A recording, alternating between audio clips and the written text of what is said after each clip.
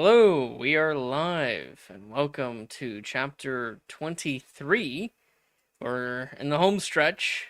Only got a couple more chapters left. There's 26 chapters total in this compendium. And so it goes all the way back to 1492, all the way till today. It's divided into eras, and each era is divided into chapters.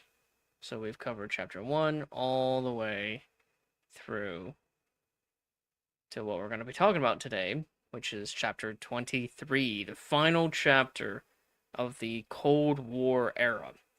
In this chapter, we'll cover the presidential administrations of Carter and Reagan from 1977 until 1989. In this chapter, and what I'm showing you is our website. And our website is www.tarpeia.us. Tarpeia is spelled Tarpeia.us, and this is chapter 23.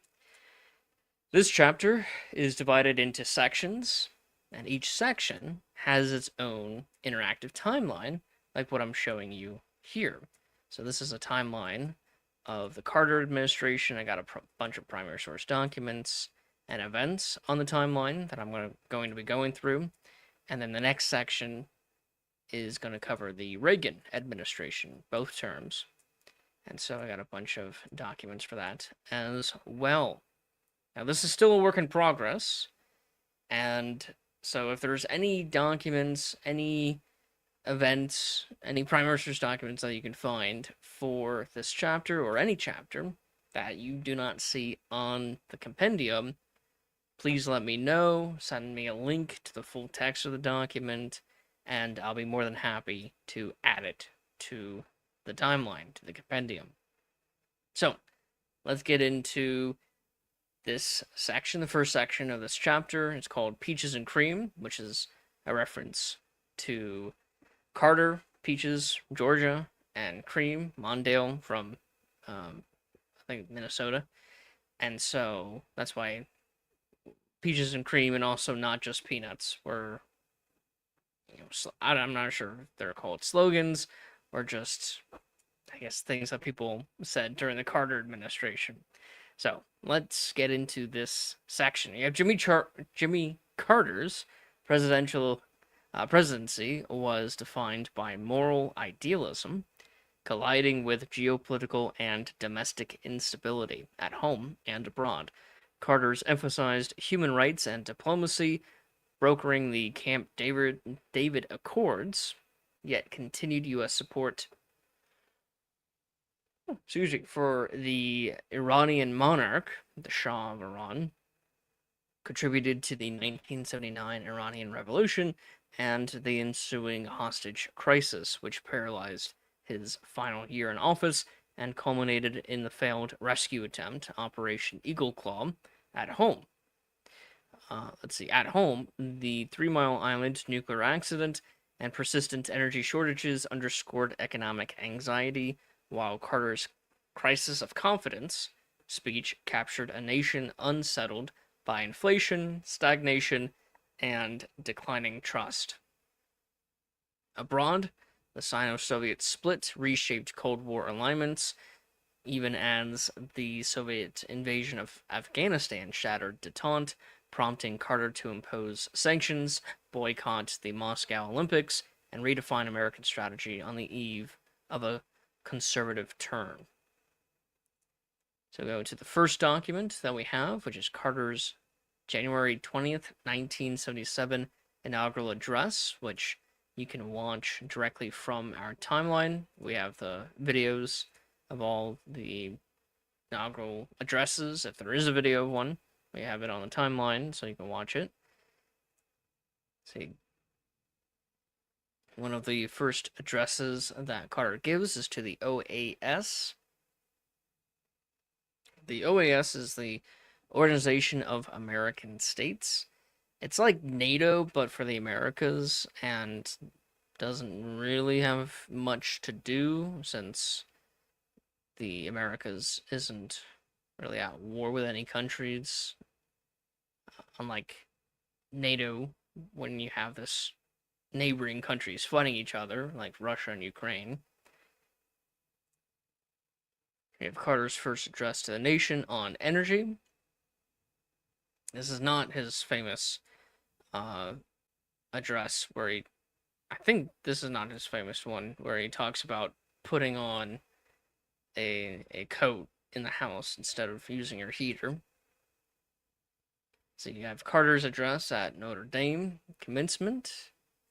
So we add a bunch of speeches from the president as well.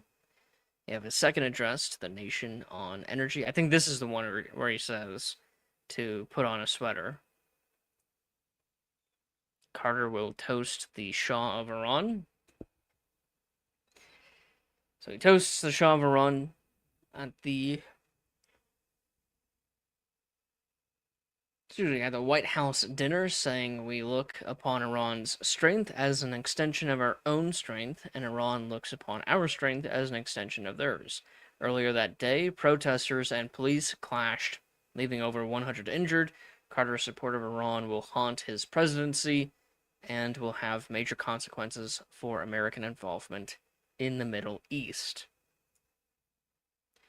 You have the International Emergency Economic Powers Act, passed as a complement reform to the TWEA and the NEA framework. The IEEPA authorizes the president, once a national emergency is declared, to regulate or prohibit international economic transactions, including trade, finance, and property transactions, giving the executive broad economic security powers in peacetime or crisis globally. In practice, the IEEPA has become one of the most commonly invoked statutes for sanctions, export controls, and other economic tools used in response to foreign policy or national security threats. You have Jimmy Carter's infamous Island of Stability speech, which he gave at his state dinner in Tehran, Iran. Carter continues to show support for the Shah of Iran, this guy right here. And yeah, the Shah was not a nice person. He abused his own people, and we supported him. And you'll see why that was a bad idea. We have Carter's 1978 State of the Union address that you can watch. We have Regents of the University of California versus Bake. This is a Mr. Beat video that you can watch. This is another Mr. Beat video, the FCC versus Pacifica Foundation, about free speech. We have the Camp David Accords, which were agreed to in this conference in September of 1978. While these accords are going on, you have an infamous Jala Square Black Friday massacre, where about 100 people are killed in Iran protesting the Shah. And of course, Carter calls the Shah and reassures U.S. support. You have the Foreign Intelligence Surveillance Act, FISA, enacted in response to the Watergate scandal when the Church Committee exposed widespread warrantless domestic surveillance. The U.S. government has a long history of warrantless surveillance, but following the Watergate scandal, regulations were made to prevent such actions. The law created a legal framework for foreign intelligence collection while protecting civil liberties by establishing the Foreign Intelligence Surveillance Court, FISCO, or FISC, to approve surveillance targeting foreign powers or their agents. FISA marked a major shift from unchecked executive surveillance to judicial oversight and congressional accountability in U.S. intelligence operations.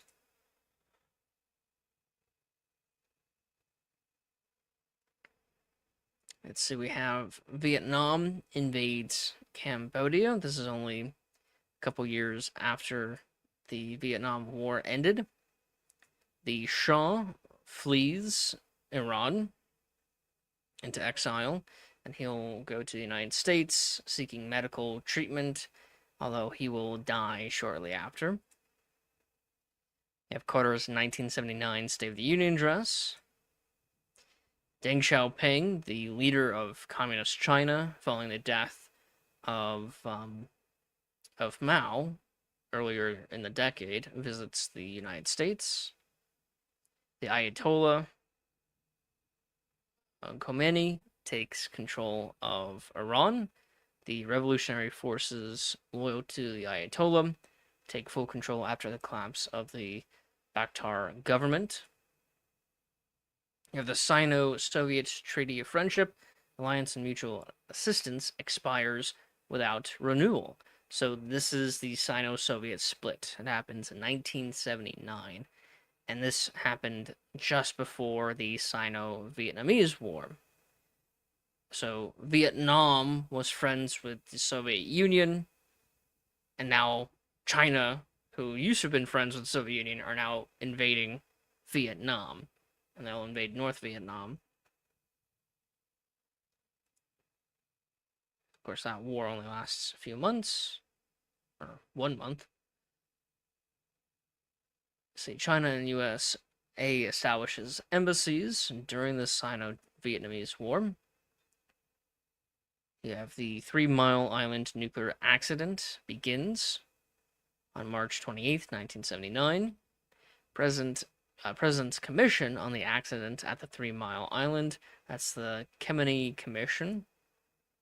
You have the SALT II Treaty, which was never ratified by the Senate. So a lot of people say, oh, the SALT II Treaty was an accomplishment for Carter. It was never ratified, so it wasn't really an accomplishment.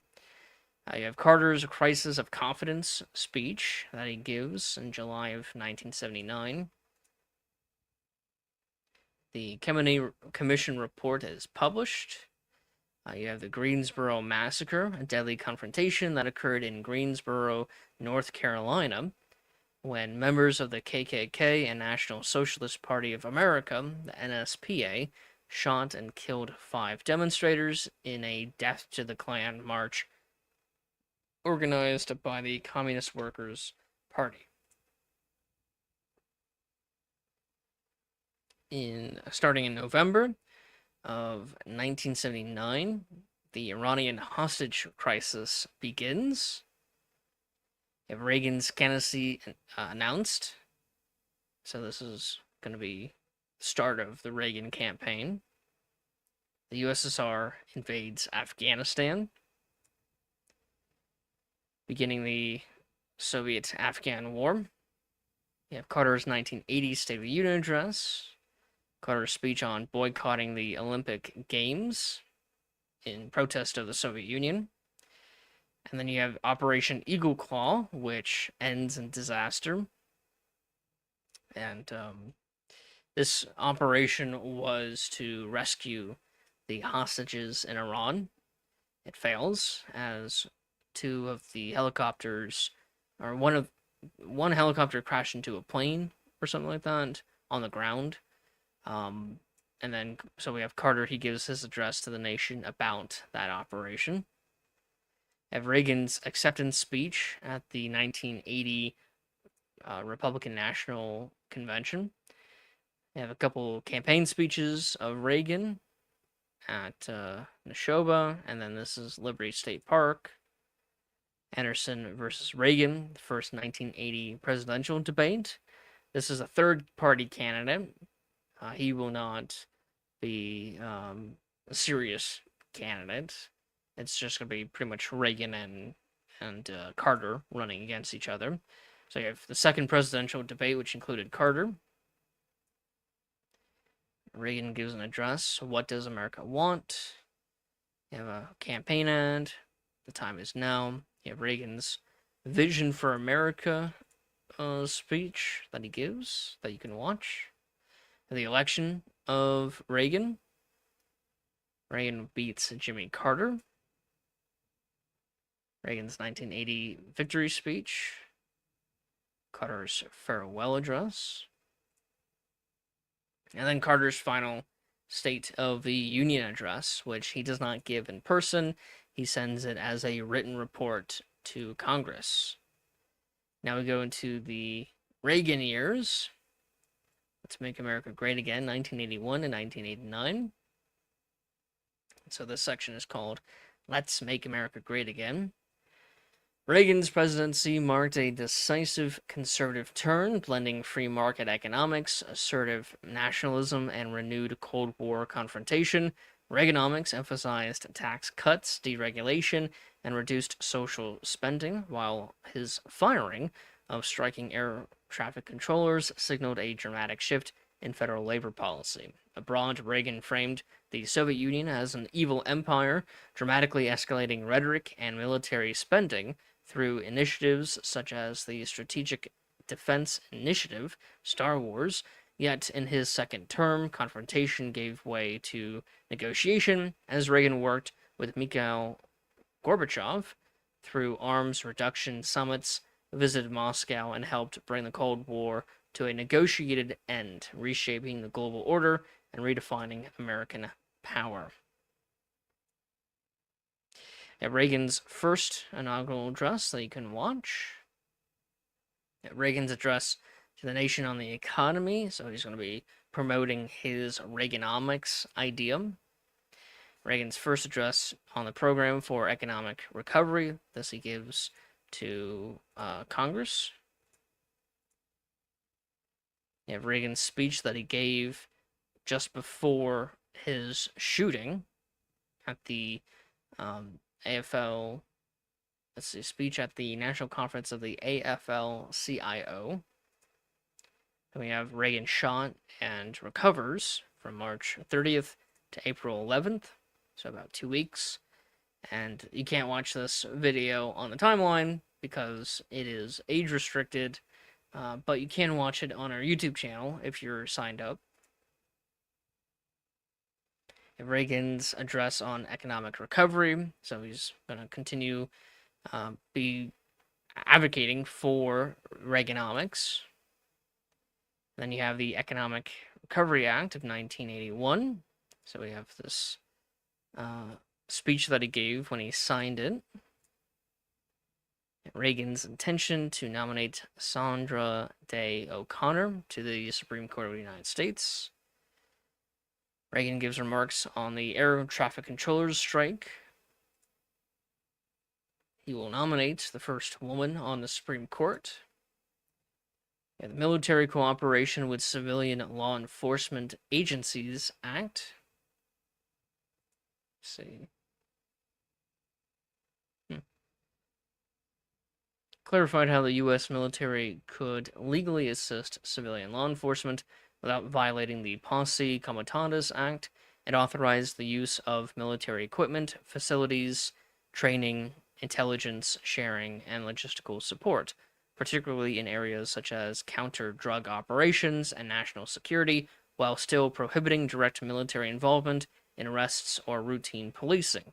The act marked a significant step in expanding military law enforcement cooperation during the Cold War and war on drugs, increasing executive flexibility while formally preserving civilian control of law enforcement. Formally. We have Reagan's 1982 State of the Union address, Reagan's address to Parliament. You have a very large rally for nuclear disarmament. Plyer v. Doe, Supreme Court decision. Intelligence Identities Protection Act made it a federal crime to knowingly disclose the identities of U.S. covert intelligence agents or sources when the United States was actively concealing their roles. It was passed in response to concerns that such disclosures were undermining foreign intelligence operations and endangering personnel. The law established criminal penalties while including defenses and exceptions, such as disclosures already publicly acknowledged by the government, and has been used sparingly to protect the secrecy of covert operations. You have Reagan's address to the nation on Lebanon. So the United States is interacting with the Lebanese. We have a couple bases there, and I don't think that is the bombing yet. There will be a pretty bad bombing of the Marine Corps of Marines in Lebanon. We have Reagan's 1983 State of the Union address, Reagan's Evil Empire speech, SDI, that's the That Star Wars announced. I have to find the address. Reagan's remarks on the Social Security Amendment. This is to reform the Social Security Act. Reagan's address to the nation on the Soviet attack on Korean airliner KAL-007. Beirut, here it is, the Beirut barracks bombing. And I have to add a video of Reagan addressing that. Sony v. Universal, Supreme Court decision. Reagan's 1984 State of the Union. Reagan announcing his candidacy for re-election. You have Geraldine Ferrer's acceptance speech at the 1984 DNC. And then Mondale will give his acceptance speech on the same day for the DNC. Mondale was Carter's vice president. Reagan's acceptance speech at the 1984 RNC. You have the famous It's Morning Again ad for the Reagan campaign. Reagan versus Mondale, the first 1984 presidential debate. And then you have Bush versus Ferraro. Reagan versus Mondale. And the election of Reagan. Reagan's re-election victory speech. You have New Jersey v. TLO, Supreme Court decision. You have Reagan's second inaugural address, which he gave indoors, similar to Trump giving his second inaugural address indoors due to inclement weather. Let's see, you have Reagan's 1985 State of the Union address. Gorbachev becomes the leader of the USSR. You have Reagan's address on deficit reduction. BK v. Rutschwicz, some Polish name. You have the Archili Loro hijacking involved 4 militants from the Palestine Liberation Front affiliated with the PLO, seizing an Italian cruise ship, the Achille Lauro, in the Mediterranean and holding passengers hostage to demand the release of Palestinian prisoners. The attack culminated in the murder of American passenger Leon Klinghoffer, shocking the U.S. public and Congress and prompting stronger anti-terrorism legislation, including the 1987 Anti-Terrorism Act. You have the infamous Challenger disaster, which happened on January 28th, and I have the address from Reagan talking about it, if you want to watch it. You have Reagan's 1986 State of the Union address. Rehnquist swears in as Chief Justice. This begins the Rehnquist Court. You have a summit in Iceland. I'm not even going to try to say that. Between Reagan and Gorbachev. And I think they're about to make a movie about that summit. They have Reagan's 1987 State of the Union address. Congress passes the Fairness in Broadcasting Act of 1987. This is so that broadcasting must have equal time for candidates running for office, I think just for the presidency. You have Reagan's Berlin speech, which he gave on June 12th, 1987. Reagan's veto message on the Fairness in Broadcasting Act of 1987.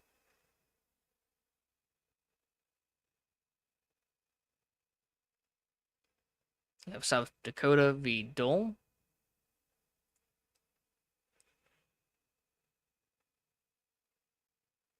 The FCC abolished the Fairness Doctrine. The FCC abolished the Fairness Doctrine, a broadcast policy requiring television and radio stations to present opposing perspectives on controversial public issues. The decision, justified as strengthening the First Amendment protections and reflecting a more diverse media landscape, removed a long-standing content requirement that helped usher in a more openly opinionated era of broadcast news and talk radio. The Washington summit brought together U.S. President Ronald Reagan and Soviet leader Mikhail Gorbachev to negotiate arms control, regional conflict issues, and human rights as a part of efforts to reduce Cold War tensions. The summit's major achievement was the signing of the INF Treaty, which eliminated an entire class of nuclear weapons and marked a significant step toward U.S.-Soviet relations.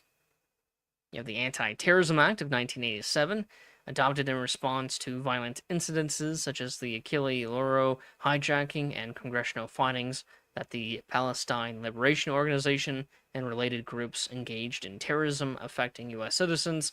The law declared such groups to be terrorist organizations and made it illegal to accept funds, establish offices, or otherwise operate on behalf of those organizations within the United States. Its primary use was to restrict the presence and financial activity of those entities in the United States and to provide legal tools for enforcement by the Attorney General. Hazelwood School District v.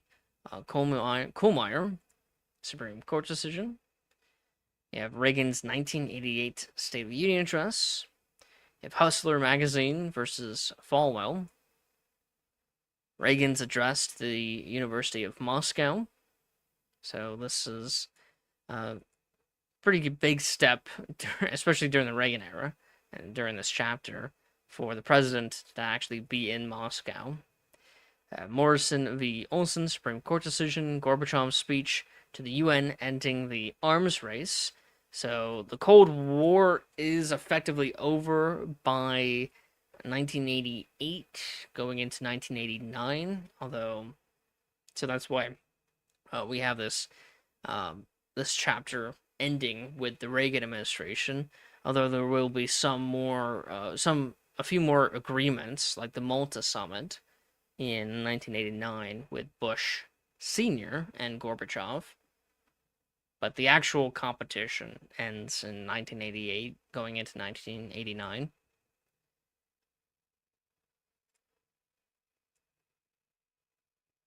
And so you have the Bush Sr. versus Dukakis, first 1988 presidential debate. You have this infamous, very, very funny Benson versus Quayle, the 1988 vice presidential debate.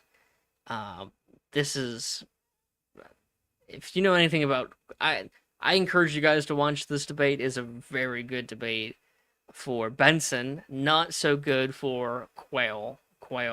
He will become the vice president under Bush Sr., and he is I'm not sure how much of a political statement I can make. This is over 30 years ago. So Quayle was not the smartest cookie in the shed. Let me just say that. You have Bush versus Dukakis, second presidential debate. You have the election of Bush. He wins over Dukakis. And then you have Bush Sr.'s victory speech. Soviet Union stops jamming foreign radio. So you have, there's a Soviet term, glasnost? No, glasnost is transparency. There's another word for openness, for deregulating or reorganizing the Soviet Union. And this is part of that policy. You have the INF Treaty with the Soviet Union, and then you have Ronald Reagan's farewell address that he gave on January 11th, 1989. And then this will conclude the Cold War era. I'll be taking a break tomorrow, and then the next day, so on Tuesday, I will be covering the next chapter, which is called Chapter 24, War, End of History. This would cover the 90s, so the presidential administrations of Bush Sr. and Clinton, those 12 years. And then the next day, so Wednesday, I'll cover Chapter 25, which will be the War on Terror, and it will cover a 16-year period, including the Bush Jr. and Obama administrations. And then on Thursday will be the last day of this live stream series. Oh man, it has been a long month covering all 26 chapters. But this on Thursday we'll cover chapter 26, Crisis of Populism, from 2017 till today. This will include the first Trump term, the Biden term, and the current term that we are living in. So this is a pretty interesting next couple of days. So stay tuned for that live stream. Man, it's been one long month for me. I don't usually do live streams or video content in general, and so this has been an achievement for me, breaking out of my shell, kind of, and doing so many live streams in such a short time period, covering pretty dense history. And again, everything that I've shown you is just a work in progress. If there's anything missing, and I know there's a lot missing, I have a backlog of a couple thousand documents to add to the compendium. There are 5,000 documents currently on the compendium and events for all 26 chapters. And so this is not a dense chapter at all. This is actually pretty light when it comes to the chapters in terms of the amount of material that I include. A bunch of other chapters have hundreds and hundreds of documents. So if there's anything missing, please let me know. Any primary source documents, any events, and again, I have a backlog, so I'll be adding that. But thank you for being here this month. We have 3 more live streams this month to do, so stay tuned for that on Tuesday, Wednesday, and Thursday. And if you want to know about what we're doing, this is our compendium. It's a free educational resource that anyone can access on our website, www.tarpeia.us. Tarpeia is spelled Tarpeia.us. And this is specifically chapter 23, but I encourage you to look at all the chapters of our compendium. So highlight compendium in the menu, and then you can go through. It's organized. The chapters are organized into eras. And so, like, the colonial era has 3 chapters, revolutionary has 2, founding has 3, so on and so forth, all the way until the modern era, which will include the chapter that we are currently living in. In this chapter, I'll end it in 2029 with the end of the Trump administration. So, thank you for being here if you were here, and I hope you stay tuned for Tuesday's live stream. I hope you're here. You can always ask questions in the comments, and I'll be more than happy to read them. And yeah, well, well, thank you. Just thank you for being here, if you were. And yeah, have a nice day, and bye-bye.